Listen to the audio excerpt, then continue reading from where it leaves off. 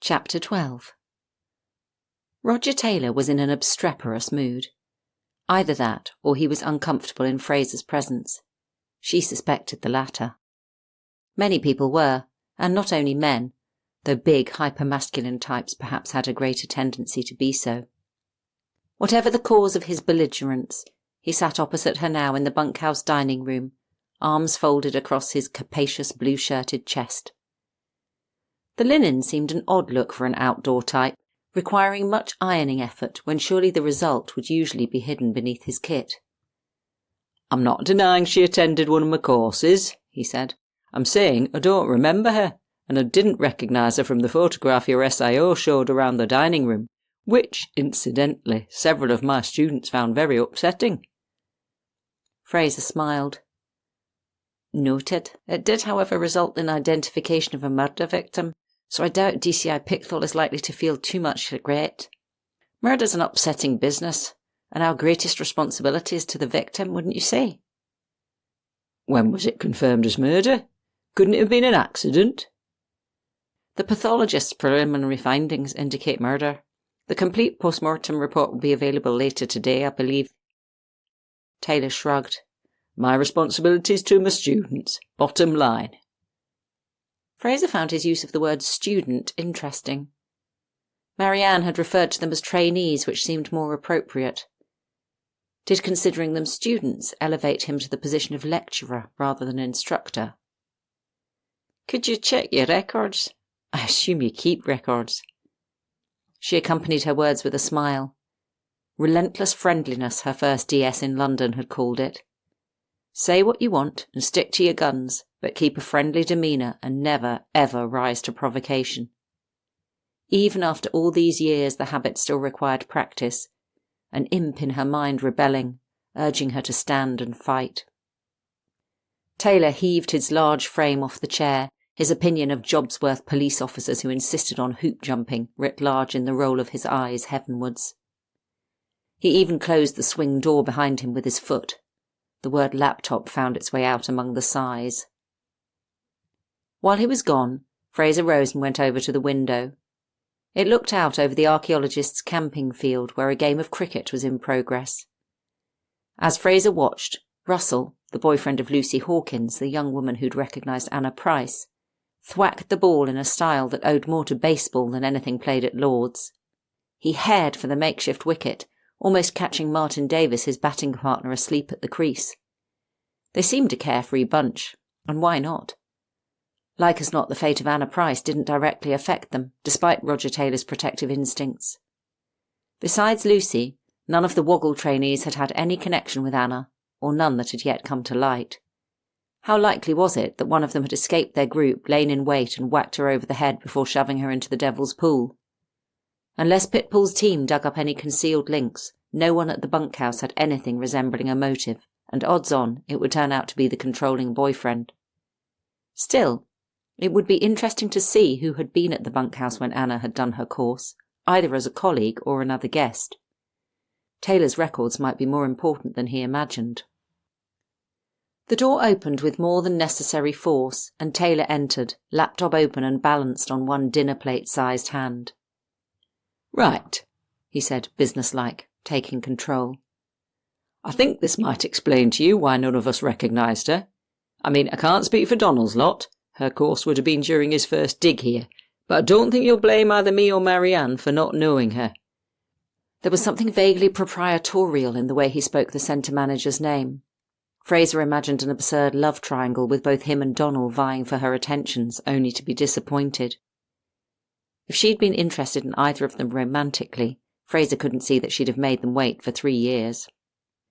He set the laptop on the table and made a grand gesture of spinning it around to face Fraser.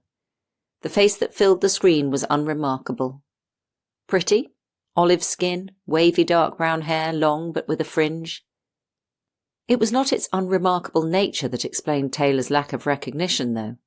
The photo might have been of a different woman from the one they'd dragged from the pool. She had been slim to the point of thin, almost malnourished, the pathologist had said into her voice recorder. Her skin bluey white and not just from immersion in cool water, more as though she'd been shut away from the sun. The girl in Taylor's photo, while not plump, was unmistakably soft, her cheeks firm and full, blue eyes clear and steadfast. A poster girl for a healthy outdoor life. The mountain leader could have used it to market his business. "Now that I've seen that, I do remember her," Taylor said. "She was a nice girl, a real team player, a bit like Lucy Hawkins, always looking out for everyone else. And before you think that's down to them both being teachers, don't fool yourself. I get a lot of teachers and there's just as many egos and drama queens as you'd find in any other profession." Fraser scrolled down the girl's record card. Date of birth, address, different from the one that Mona Balbriggan had given, but then young people in their first proper job often moved around. The only fact of interest was that it was in Little Stretton, where Marianne Leonard had lived before opening the bunkhouse. Beside the next of kin label was the name Maeve O'Riordan. "That's partly why I remember her," Taylor said. "Such a sad story for a lass. Her parents died when she was still at uni. Traffic accident. Only family she had left was an aunt in Northern Ireland. Didn't sound like they were ever close." He looked suddenly stricken and said, "I suppose someone's thought to contact her. The aunt, I mean." Fraser reassured him it would be done as soon as the head teacher formally confirmed her identity. Anyway, she reflected, it was hardly as though it would have been Roger Taylor's job, given that until 10 minutes ago he'd had no recollection of ever knowing the girl. Now that he'd remembered her, he was talking about her as though she'd been a favourite stepchild. It was a phenomenon she often noticed, people wanting to claim a stronger connection with the dead than they'd enjoyed in life, wanting to be part of the story. Her ex-wife had said it was an evolutionary overspill of a need to be tribal, to be part of something bigger than the self, to be connected. Fraser thought sometimes that it was more about feeling important, especially in a man like Roger Taylor. "If you look here," Taylor swiped the laptop back to his side of the table and pressed a few keys, then spun it again so that she could see the screen. "These are the names of the others who were on the course with her. No one that's here now." Fraser scanned the list, but nothing jumped out at her. "What about the archaeologists? Would any of them have been here? Sam Wiltshire, for example?" Taylor shook his head, his mouth twisting in a sneer that suggested he had a less than high opinion of the archaeologist. "Sam wasn't on the Greenhill dig until last year.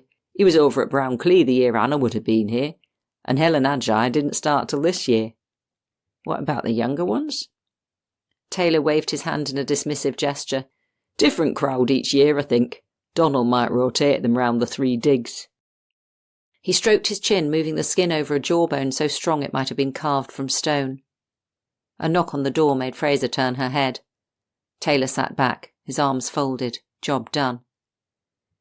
The door swung slowly inwards and the dark-haired boy, Joe Ingalls, stood on the threshold. "Sorry, I didn't know." "That's fine," Fraser said, giving him a much brighter smile than she had used with Taylor. But then Taylor hardly needed reassurance. As to whether the boy did, his face was as hard to read as always, somewhere between sulkiness and diffidence. "Can I have a word?" he said. "With you, I mean." He looked at Fraser. Taylor pushed back his chair with a grinding squeak of wood on stone, but Fraser stopped him with a raised hand.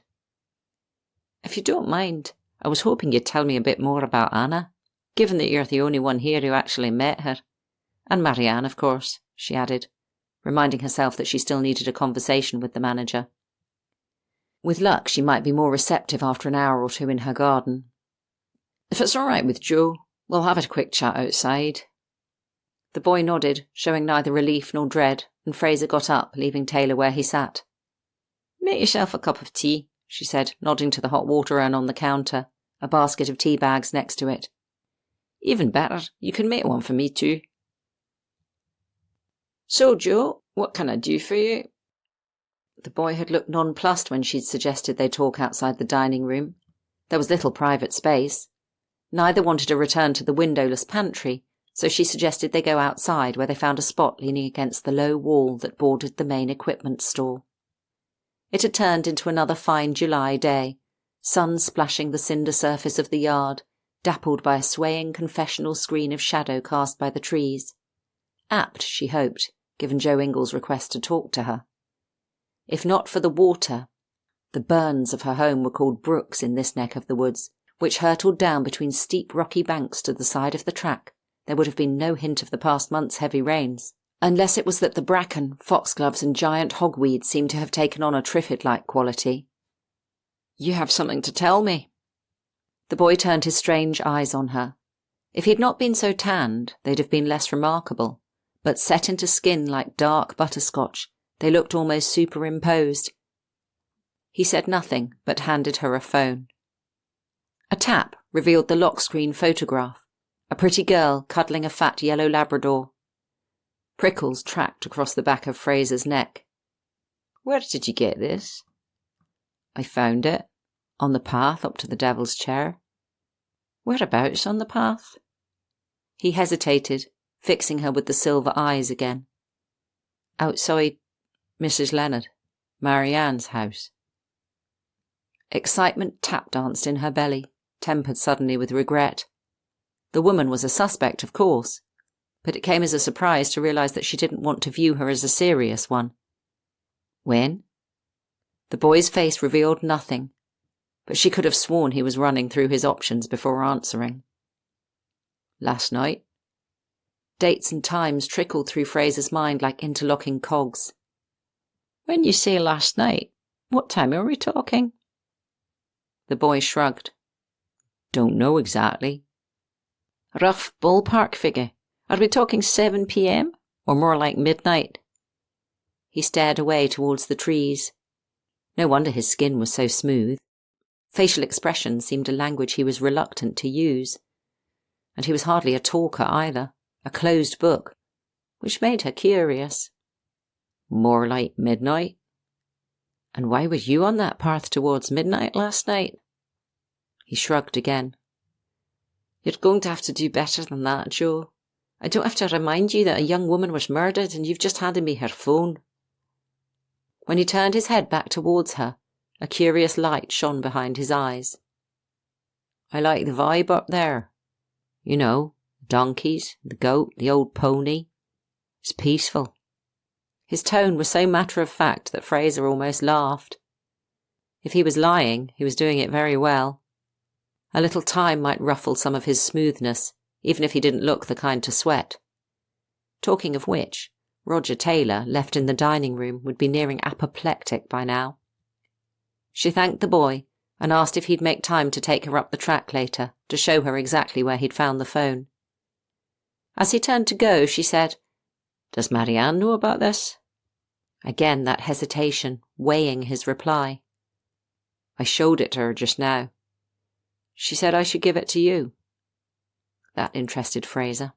A lot. The boy had gone to Marianne first. Why?